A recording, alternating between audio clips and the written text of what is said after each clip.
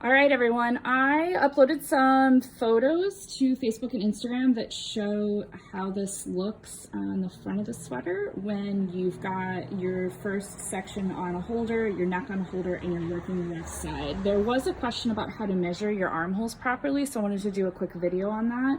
What I like to do for measuring armholes is to find the bind off. There's always a bind off on your armhole. Find that bind off and move across the row that the bind off was on. And you can be off by one, it's okay, but you want to be as close as you can as possible. And go directly below the actual fabric you're working, because it's kind of hard to measure up to the armhole. You want to do a straight measure.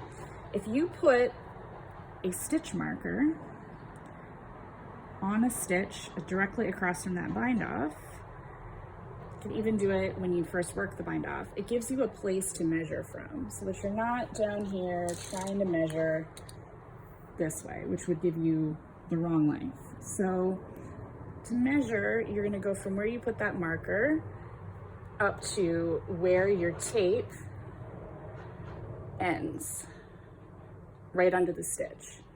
So you don't want to measure what's on the needles, or in this case what's on the holder. You want to measure right below the holder. So this is 7.5, which I'm not even sure that was what I needed, but that is what it is. So again, I use the method of just putting a marker in, and you want it to be right at that bind off, right at that same row there. So that's my trick for measuring.